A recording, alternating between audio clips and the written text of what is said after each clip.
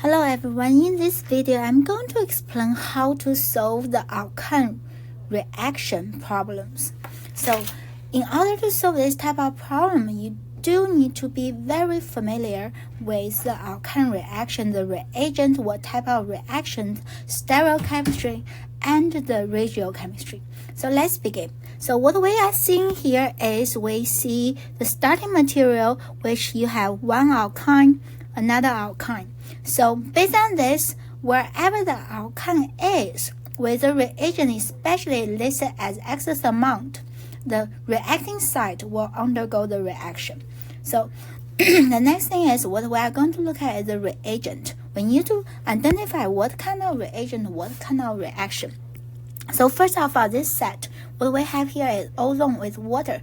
That's an ozonolysis reaction for alkyne. So that meaning, if we are looking at this reaction, this bond will be chopped off, this will be chopped off. So let's label the carbon in order to track the carbon. 1, 2, 3, 4, and 5, 6, 7. The reason why I did not put the other one out as labeling because let's do one more, 8. Okay, we just need to know that carbon 4 and carbon 7, each of them have 2 methyl groups. So with ozonolysis, we chop off the carbon-carbon triple bond and end up either as carboxylic acid or it's carbon dioxide. So the first one will be carbon dioxide. That carbon is carbon 1. And then you have carbon 2, 3, 4, and 5 connect with each other. So we'll have 1, 2, 3, 4, 2, 3, 4, and 5. And 2 and 5, which was the carbon that have the triple bond, so will form carboxylic acid at carbon 5 and carbon 2. So that is the second piece.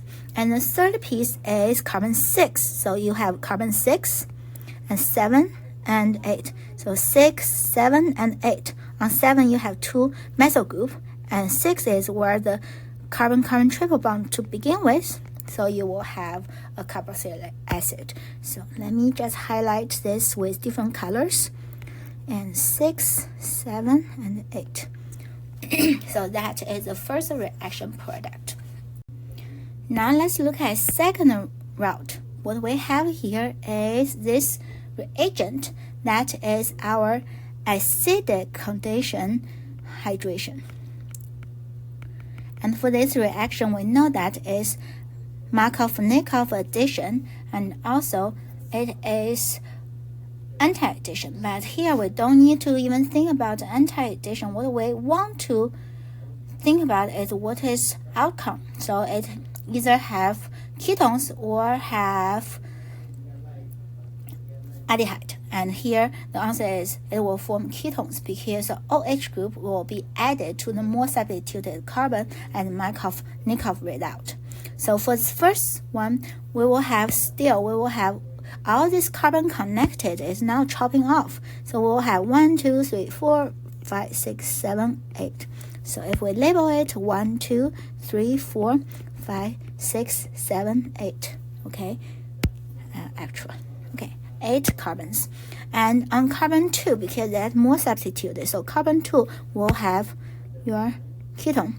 And at 5 and 6, because there are no different in degree of unsaturation, so carbon 5 can get a double bond, or carbon 6 can get double bond. So for this one, actually you will have 2 products. So you will have either this 2, 3, 4, 5, 6, 7, 8. And do not forget your methyl group on either carbon 7 or carbon 4. Okay, so this is 2 products, and both will happen. And then if we look at the next reaction, the condition right here is basic condition hydration. So that is anti-Markov-Nikov. Okay, so for anti-Markov-Nikov, that meaning for carbon 1, it will get the carbon-oxygen double bond. So that is aldehyde. and then carbon 5 or 6, because there are no difference in degree of substitution, so either of them will get it. So you will end up with 2 products as well. 1, 2, 3, 4, 5, 6, 7, 8. So if you label it 1, 2, 3, 4, 5, 6, 7, 8, this time I'm going to put your methyl group on the carbon first, so I will not forget. Now this time, carbon 1 get your double bond, carbon 5, and also the carbon 6 can get the double bond. So this is your carbon 6 and carbon 1, and your carbon 4 have 2 methyl group. So that is the 2 product that come from this basic condition hydration for alkyne. Next question. So we start from a acetylene terminal alkyne. That meaning it might form acetylene with this condition a strong base that can deprotonate the terminal alkyne to give you acetylic ion, which is strong nucleophile carbon base, strong nucleophile, and strong base as well. And with the second step that goes to here, so it's SN2 reaction. So primary alkyl halide right here. So let's label the carbon. 3, 4, and 5, 6. So you have 1, 2, 3, and 4, and 5, and 6. Okay, so this is 1, 2, 3, and 4, and 5, and 6. On 5, don't forget there is a methyl group. So that is the first reaction, alkylation. That gives you a parent chain is a 6 carbon now. And now we have this internal alkyne. We go through 2 routes. The first route is sodium with ammonium. That gives you the anti-addition to form alkene. And to form alkene anti-addition means that the substituent on this internal alkyne will end up on the opposite side of this pi bond. So this is 1, 2, 3, 4, and 5, 6. And for the hydrogen with this Lindler catalyst, which is poison catalyst, the alkene will going to form here to substitute on the same side. So 1, 2, 4. So this is 1, 2, 3, 4, 5, 6. So this is syn addition. This is anti-addition. Okay, so if you want to show the hydrogens here, syn addition and anti-addition. For question number 2, here we are going to propose efficient multi-step synthesis. Efficient meaning that for each step reaction you are going to propose here, the product needs to be the major product for each step. Okay, so if it's not major, that is not efficient enough for the synthesis problem. So for this question, I'm not going to give you the answer what we are going to do. I'm going to point out what we need to think about right here. So for the first question, we start with a alkene. We end up with an alkyne. So the only way that we know how to make an alkyne is to make dihalide. So the question here is we need dihalide. And for dihalide, we have vinconyl dihalide and geminal dihalide. And from the reaction we have been learning, the only way we can make a dihalide is to have vinconyl dihalide by addition reaction to the alkene. So we start with alkene. We can end up with a dihalide. Then the next step from dihalide to alkyne is easy peasy. So you have alkene, go to dihalide. Let me move this arrow here, and dihalide, you can go to alkyne. So this is the whole alkyne. This is the whole idea behind synthesis. So you will fill in the reagent for each step and what is the major product for each step. So 2B, we start from a alkyne, and specifically this is a terminal alkyne, meaning that you have this hydrogen right here, and what you are ending up is an alcohol. So if we are counting the carbon, this is the first thing we want to do is, for this one we have 4 carbons. 1, 2, 3, 4 carbons, and we also have 4 carbons at the end for your product, meaning that you do not have increased number of carbon on the carbon chain. So there nothing changed. So change here is a functional group that you start with carbon-carbon triple bond to a alcohol. Now how to make an alcohol? We know that if we have hydration to the alkene, we can get alcohol. And also what we see here is this carbon right here. These 2 carbon have different degree of unsaturation, and your OH group is at less substituted carbon. So that is Reeves selectivity that you need to think about. So this can start with alkene, and through hydration add OH and H, depending on the stereochemistry and the Reeves selectivity, you can get to your alcohol. So the question here is, from alkyne to alkene, what we can do.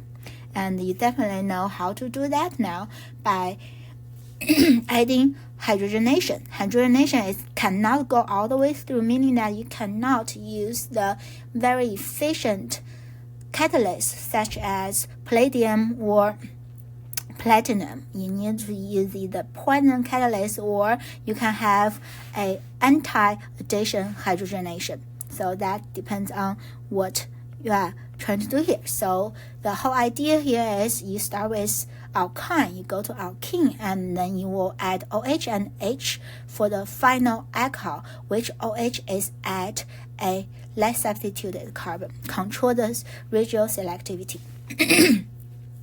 So for 2C, what we start is butane, and what I write here is a name. So you do need to know from IUPAC naming to structure. So butane, you have 1, 2, 3, 4 carbons, and it's 1. So it starts with 1 is 1, 2, 3, 4. So this is your starting material. So starting material is a terminal alkyne. And what you have here is trans 3 octane. So octane is 8 carbons and it's trans. So 1, 2, 3, 4, 5, 6, 7, 8. And trans meaning at start with carbon 3, right? Because your alkene is at carbon 3 start. So this is trans, right? So the 2 substituent is on the opposite side. So basically what we are going to control is how to form that carbon. So this is a little challenging one. What we are seeing here is we have 4 carbons to start with, but we end up with 8 carbons. So 4 carbon to 8 carbon, and for this synthesis you can introduce the other 4 carbons by alkylation.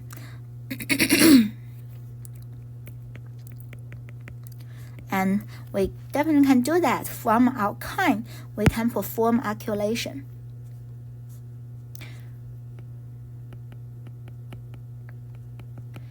Then from alkylation, what you will get here is 8 carbon, 8 carbon internal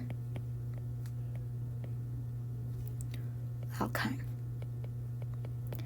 And now what you will have here is you need to control this stereochemistry to have a anti-addition halogenation. So how to do that? Check your notes and review your reactions. Okay. Now the next question. What we are seeing here is we have this group. This group right here, D is just a substituent. It's a hydrogen, deuterium hydrogen, but it's just substituent on this carbon. And what we are seeing here is you have 1 and 2 carbon, you have 1 and 2 carbon. Okay, so no change on the carbon chain. And what we are seeing here is you have OH to add to the next two carbons. So the reaction we have learned here is dihydroxylation. And what we are showing here is OH and OH, they are, one is on the wedge, one is on the stick. What can we do? We can make them either one on wedge, one on dash by rotating the bond. Okay, rotating the bond. Let's try once. So rotate the bond. What my goal here is, first, I can rotate this to a way that I will have your OH in the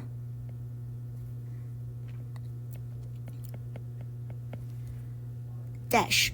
So D is going to the back. D will be at dash. Okay, OH is on wedge. Excuse me, what I show here is you will have this hydrogen that now is in stick. There is hydrogen right here. Okay, just imagine you rotate this 120 degree. Okay, 120 degree, your OH will be on the wedge, your D will be on the dash, and your hydrogen will be in the paper plane. So that is one way we can rotate. That will give you a syn dihydroxylation. And then if we rotate in another way, so I will keep the left side as it is, and I will rotate the OH to the back. So kind of rotate this 120 degree. So to the back, your OH now will be at a dash.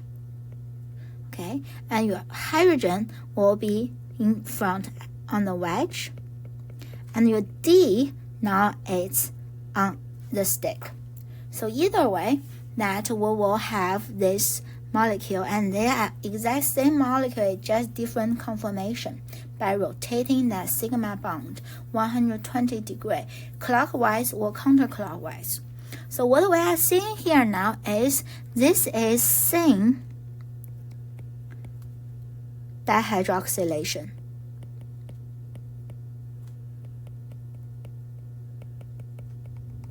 And the green one right here is anti-dihydroxylation. And when you figure out how to run those reactions, we will have our alkene. So for the syn dihydroxylation, the alkene will look like something like this, right? The D hydrogen is here, the immediate D is on this side. And for the anti-hydroxylation, you will keep the backbone as it is, right?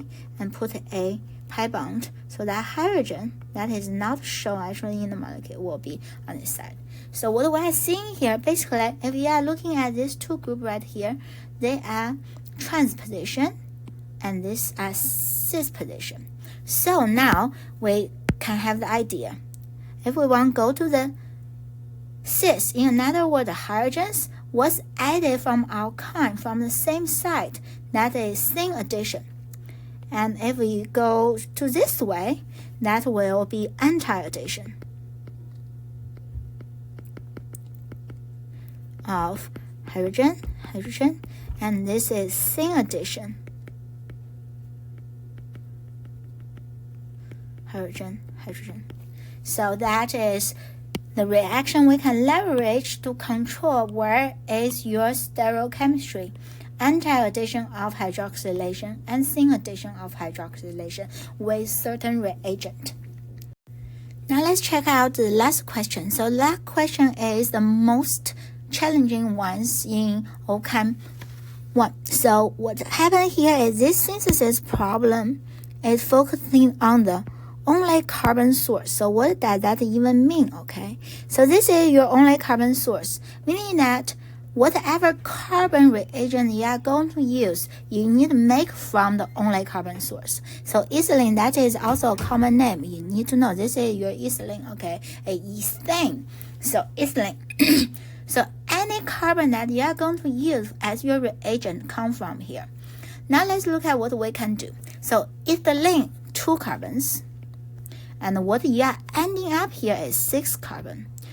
So, meaning that you have to make a longer carbon chain. How to make a longer carbon chain? The only reaction we have learned here is alkylation.